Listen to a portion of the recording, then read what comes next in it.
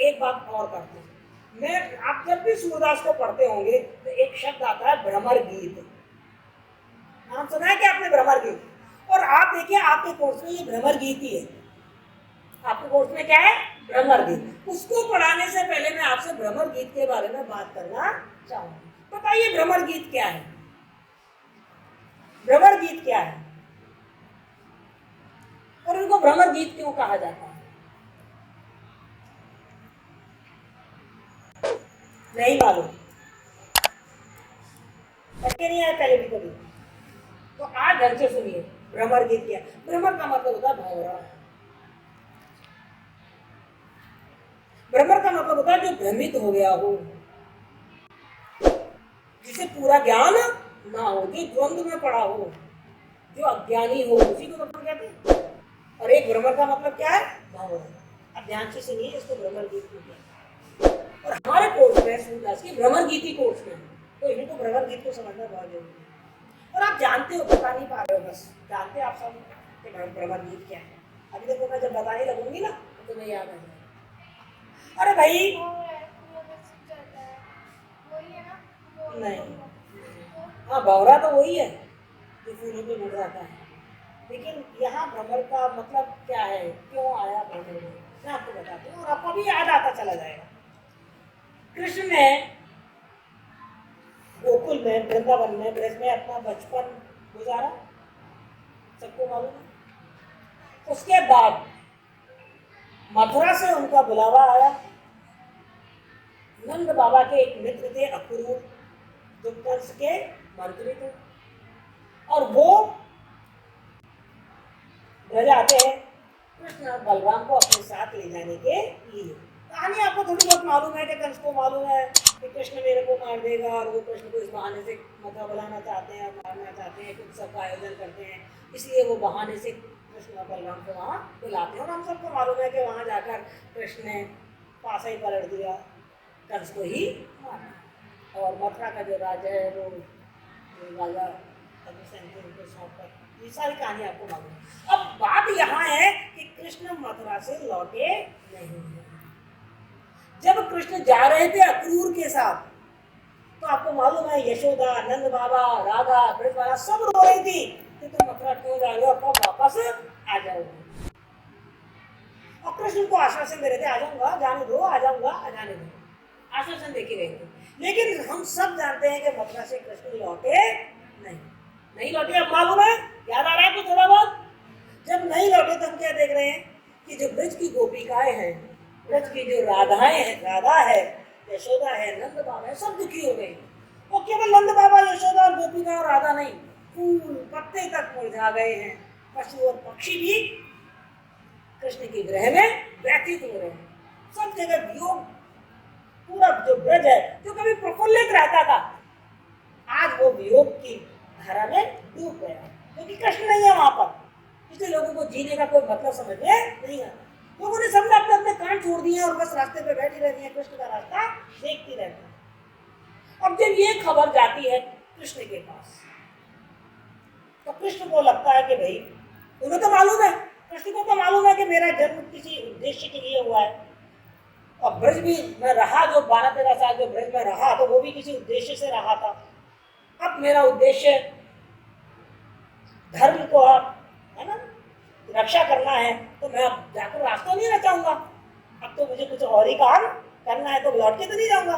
तो ये ब्रजवासी दुखी होते रहेंगे, तो इनको कुछ ऐसा ज्ञान दिया जाए कि ये मेरे ध्यान को छोड़ दें, यानी कि इनको निर्गुण ब्रह्म का ज्ञान दिया जाए। इनको कहा जाए कि भाई ईश्वर तो निर्गुण होता है, तुम सगुण कृष्ण की आराधना कर रहे हो, सगुण कृष्ण की भक्ति कर रहे हो, भूल जाओ कृष्ण तो ब्रह्म है, और ब्रह्म कैसा होता है? निर्गुण, निराकार होता है। तो तुम कृष्ण के स्वरूप को भूलकर वो निराकार ब्रह्म की उपासना करने लग जाओ। यदि ये शिक्षा मैं गोपिकाओं को, राधाओं को और यशोदा को दे दे मान सकते हो, तो फिर ये मुझे याद करना छोड़ देंगे, और कहीं ना भाई कृष्ण तो पत्थर में भी है, मिट्टी में भी है, जल में भी है, जमुना में भी है, पेड़ में भी है, फूल में भी है, सब जगह वो ब्रह्म का दर्शन करेंगे, तो फिर वो विरह से छूट जाएंगे। अब इसके लिए उन्हें सबसे उपयुक्त व्यक्ति दिखा, उनका एक मित्र था जिसका नाम था उद्धव। क्या नाम था? और उद्धव निर्गुण ब्रह्म का उपासक था, तो उन्होंने उद्धव को चुना, और उद्धव उद्धव से कहा कि उद्धव तुम मेरे मित्र हो, तुम जाओ ब्रज और ब्रज जाके उनको निर्गुण ब्रह्म का उपदेश दो। बहुत दुखी हो रही हैं सखियां, गोपिकाएं और राधा, उनके दुख को दूर करो, उनको निर्गुण ब्रह्म का ज्ञान देकर आओ और उनसे कहो कृष्ण के स्वरूप की आराधना करने की जरूरत नहीं है। निर्गुण ब्रह्म, ब्रह्म तो हर जगह है, यदि तुम कृष्ण को ही अपना ईश्वर मानते हो तो ईश्वर तो सब जगह है, तो निर्गुण ब्रह्म की उपासना करो। जाके उनको ये शिक्षा दो। उद्धव कृष्ण के मित्र थे, वो राजी हो गए और उनको अपने ज्ञान पर घमंड भी था। मैं आपको छोटी सी यहाँ और बात बता दूं कि उज्जैन में यदि कभी आप जाओगे तो वहां गुरु संदीपनी का आश्रम मिलेगा आपको, जहाँ पर कृष्ण ने अपनी शिक्षा प्राप्त की।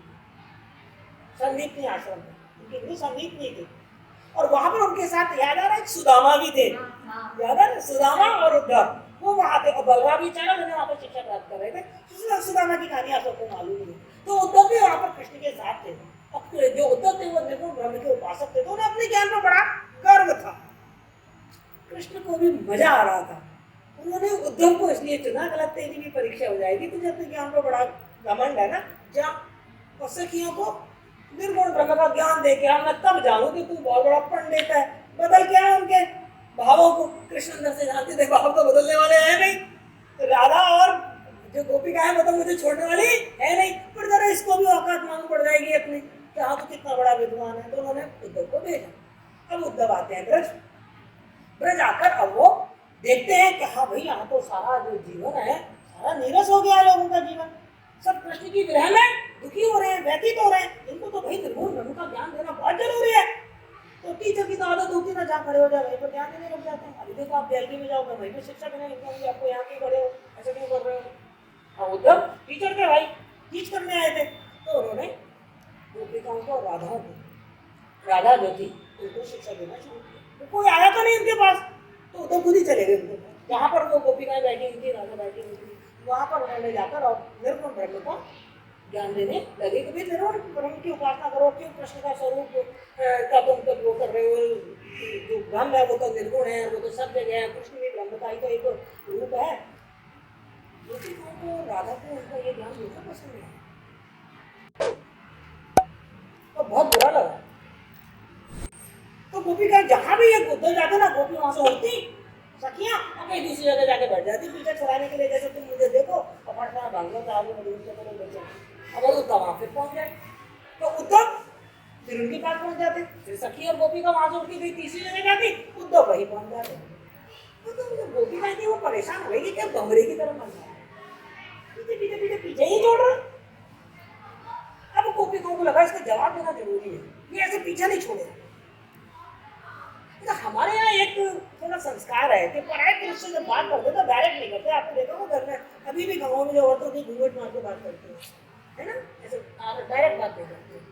और गोपिका को तो उद्धव बिल्कुल पसंद नहीं था, इसलिए उससे तो वो बात डायरेक्ट करना ही चाहती थी। उसी समय वहां पर एक भंवरा मंडरा रहा था, तो गोपिका ने जो अपनी बात कही है वो उस भंवरे को संबोधित करते हुए कही है, क्योंकि उनको उद्धव क्या लग रहा है, भंवरा लग रहा है कि जहां हम जाते हैं वहीं पीछे पीछे चला आता है। और भंवरा क्योंकि, और उनको क्या लग रहा है, उद्धव एक भ्रमित व्यक्ति लग रहा है, निर्गुण ब्रह्म की उपासना कर क्या हमें ज्ञान दे रहा है। कौन है निर्गुण ब्रह्म, हम नहीं जानते। निर्गुण कौन, ब्रह्म को वासी कौन है, निर्गुण हम नहीं जानते, कहाँ का रहने वाला है।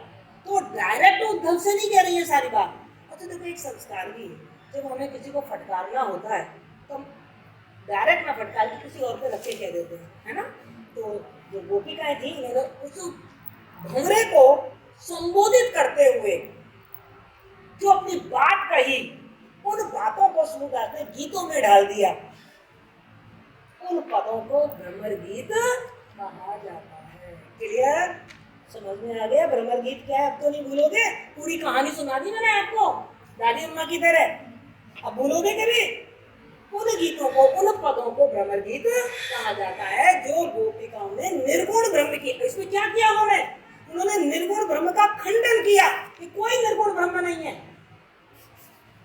और सगुण ब्रह्म का मंडन किया कि सगुण ब्रह्म का स्वरूप है, कृष्ण का स्वरूप है। तो ये जो भ्रमर गीत है इसकी मूल जो बात आप पढ़ोगे वो ये पढ़ोगे कि इसमें निर्गुण ब्रह्म का क्या किया गया, निर्गुण ब्रह्म का खंडन अर्थात विरोध। खंडन का मतलब क्या होता है, विरोध, कि कोई निर्गुण ब्रह्म नहीं होता। मना कर दिया ना, निर्गुण कौन है देश को वासी, हम नहीं जानते कौन उसका पिता है कौन उसकी माता, बता जरा, हम बताते हैं कृष्ण की माता कौन है, कृष्ण के पिता कौन है, कृष्ण कहाँ का रहने वाला है, तेरे निर्गुण के बारे में बता तो सही, थोड़ा परिचय तो दे दे। तो उन्होंने निर्गुण धर्म का विरोध किया और साथ में सगुण भक्ति का मंडन किया। यानी कि एक तरीके से यहाँ पे विचारधाराएं थी निर्गुण और सगुण। तो किसका प्रतिपादन हुआ? सगुण भक्ति का प्रतिपादन। क्यों? कि देखो हम सब जानते हैं कबीर निर्गुण ब्रह्म को उपासक थे और सूरदास तो सगुण भक्ति के उपासक थे। तो उन्होंने सगुण भक्ति की तारीफ की, उसका समर्थन किया, उसका प्रतिपादन किया। तो भ्रमर गीत में जो मुख्य दो बातें आपको देखने को मिलेंगी वो ये मिलेंगी कि निर्गुण ब्रह्म का उन्होंने विरोध किया और सगुण ब्रह्म का उन्होंने मंडन किया। क्लियर? इतनी बात समझ में आ गई है ना? तो आपको सूरदास के जितने भी ये भ्रमर के जो आपके पद हैं तो सब आपको समझ में आएंगे। आपके सारे पद भ्रमर गीत वाले ही हैं। देखो, उदो अखियां अति अनुरागी, उदो को संबोधित करते हुए कह रही है, लेकिन मतलब उदो से बात कर रही है पर संबोधित किसको कर रही है? भ्रमर को। उपमा एक न नैन गई और उदो मन न आए 10 20, और निर्गुण कौन देश को वासी, हमारे हरे हारी की लकड़ी उदो बड़ी करी अब आए, अबिन गोपाल बैरन गई कुंजे, और ई उर माखन चोर अड़े और देखे निकालन दे अधिकारी। ये जितने भी आपके 9 पद हैं, ये 9 के 9 पद इस भ्रमर गीत में से ही लिए गए हैं। क्लियर बेटा? समझ आ गया? तो आप कहें